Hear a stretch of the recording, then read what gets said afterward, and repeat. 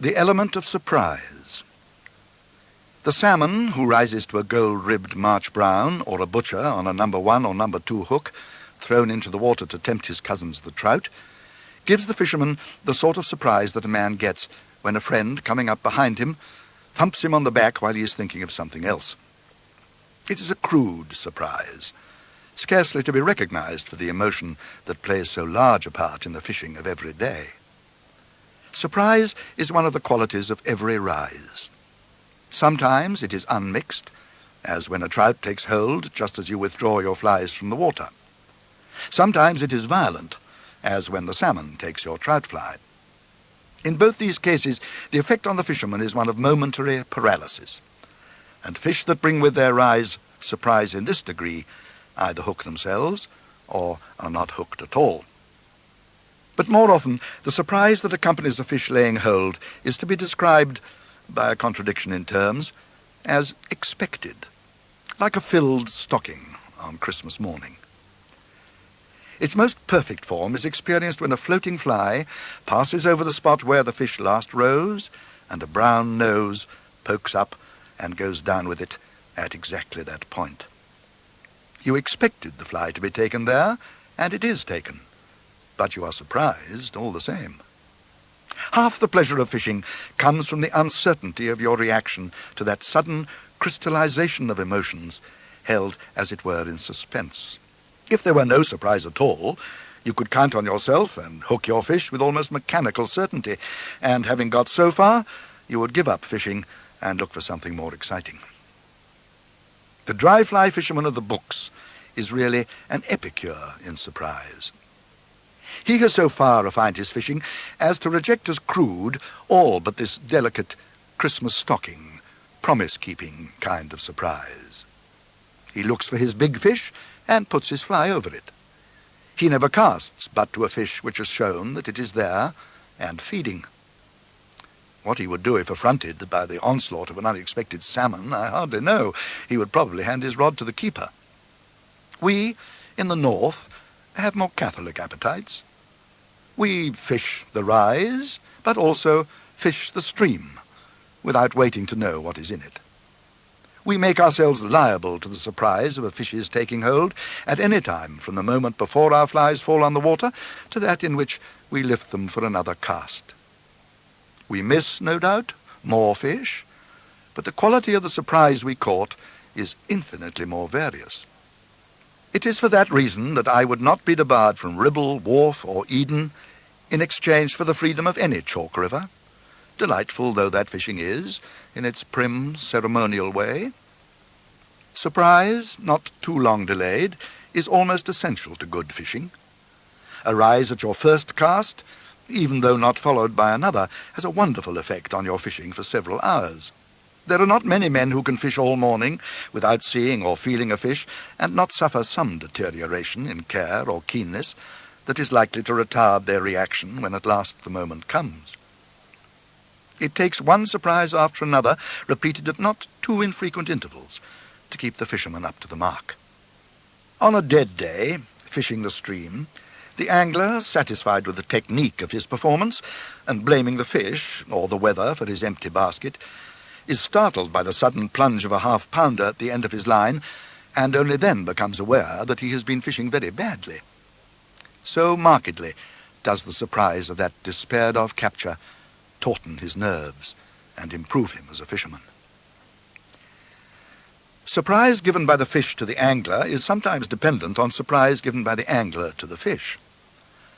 The Ribble fish, for example, long under the tutelage of the Manchester anglers, are accustomed to be fished for with very small flies. These flies they see so often that they may be supposed even to know them by name, and to decide at once if they have been tied at Hordern or are base imitations imported from elsewhere. These flies, if they are in a taking mood, they will take, although they know them, out of proper gratitude for the care that is bestowed upon themselves. But yesterday they were not taking these flies. They would occasionally rise in recognition, as much as to say, orange tinsel partridge, in a splash of good Ribble water, but they would not lay hold. At least they would not lay hold for me, and would scarcely come up, even quietly, as if to whisper, "Snipe and yellow."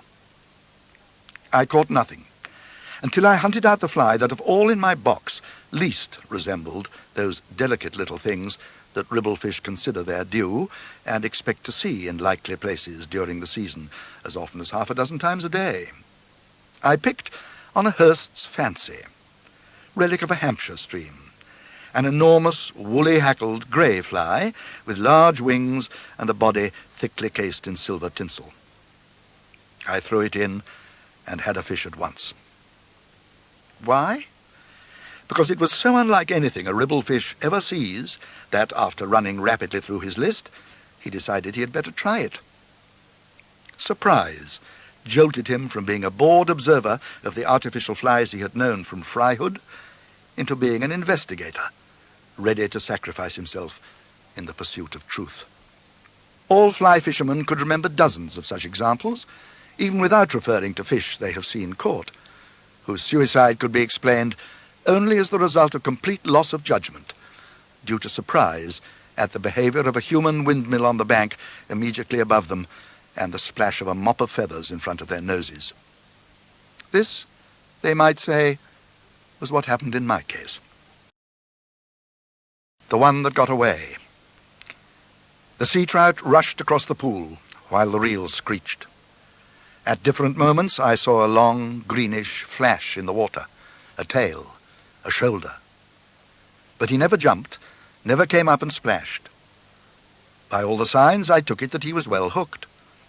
As for his weight, I could feel it.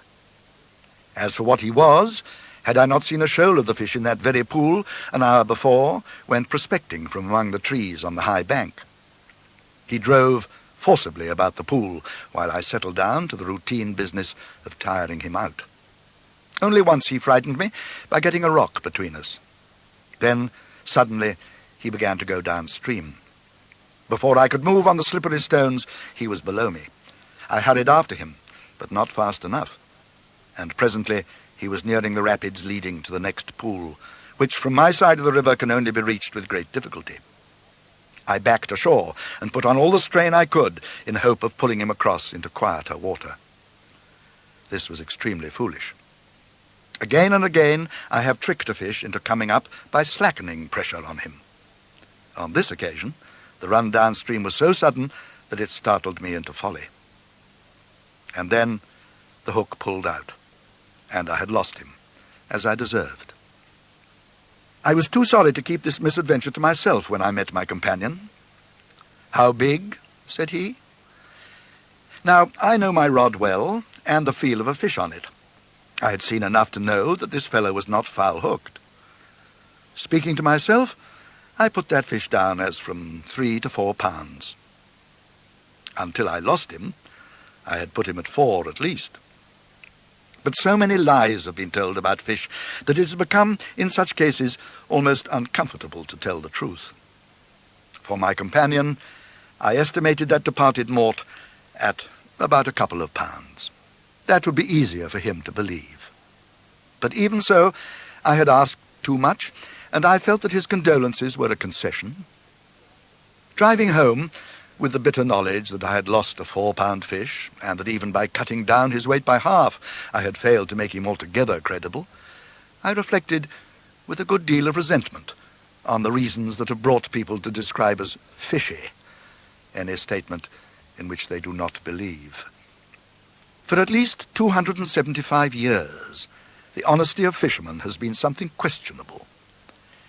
It should be noted that Isaac Walton, whose book was published in 1653, spoke not of anglers and, but of anglers or very honest men. Walton, of course, would have censured me for saying that I lost a sea trout, which I never had, except pulling mightily at the end of my line. He would also have censured me for describing as approximately 2 pounds weight a fish, lost or not lost, which I believed to be 4. But he would have understood that my dishonesty in diminution was not an original sin, but a byproduct of a great many other people's dishonesty in exaggeration.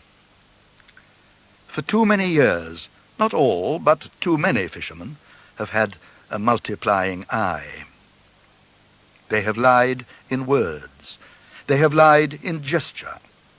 I think of that apparently involuntary, horizontal and centrifugal motion of the hands that inspired Mr. Punch's picture of a scarecrow addressed by an angler returning from a club dinner with the words, "My dear fellow, I don't believe you." We none of us do, and disbelief of what is implied by that gesture has become so general that even the most honest fishermen are unpleasantly conscious of it. Even for them, that natural and beautiful gesture has been spoilt. Nowadays, if you closely observe a man who, by that motion of his hands, is explaining to another the size of a fish, you will see that his hands have a nervous tendency to close again, especially if the other man looks steadily upon them. The fish would seem to be elastic, and, having stretched, to discover suddenly a willingness to shrink. I think that men tell lies about fish not so much from boastfulness, as is generally supposed, as from stiffness of mind. For there is no denying that the actual business of fishing is one of deception. When you offer a trout a bundle of silk and feathers, you tell him, as well as your skill allows you, that it is a pleasantly edible fly. You hope that he will not find out that you are lying until it is too late. When you offer a roach a maggot, you hide from him, as far as you can, your intention to pull him from the water by means of it. Your ground bait, the half-dozen hookless maggots, flung in from time to time, are so many false asseverations that the maggot on your hook is equally harmless. Now, it is not your naturally deceitful, but your stiff-minded man who cannot keep his falsehood in the proper place. You cannot, without extraordinary effort, tell lies to fish, but truth to men. It is stiff-mindedness, not wickedness, for there is nothing to be gained by it.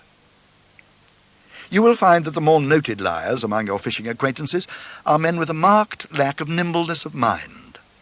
No splitters of hairs, the sort of men who apply particular names in a general sense, who call, for example, everyone a Bolshevik who does not vote for the Conservative Party.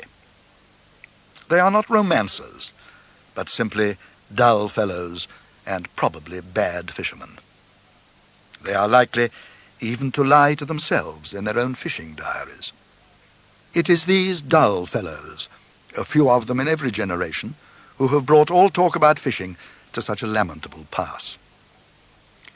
Good fishermen know that in talking about fishing, nothing is interesting except the truth.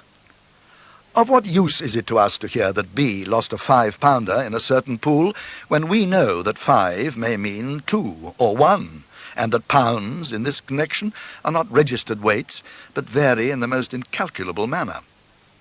It comes simply to this, that B tells us that he lost a fish, and that he puts it at 5 pounds, because he does not expect us to believe him anyway.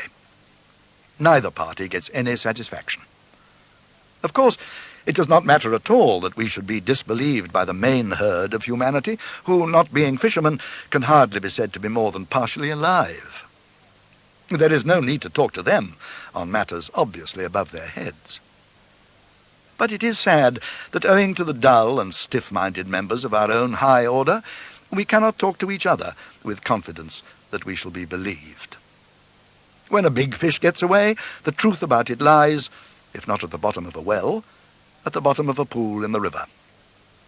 There is no getting at it, except on rare occasions. To speak of it is to ask a man to believe an unlikely thing on uncorroborated evidence.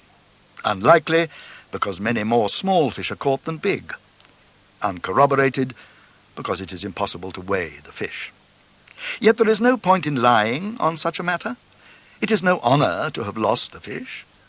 If we speak of it, it is to seek sympathy, not praise. Yet, thanks to a few liars in every generation, we risk the insult of mere politeness. In general, perhaps, it would be better to say nothing about lost fish. But when you are still smarting with the loss, still in the mood of Lucifer first dumped in hell, for there are few more violent shocks than that with which a man playing a good fish finds that he is playing nothing at all, it is almost impossible to keep quiet about it.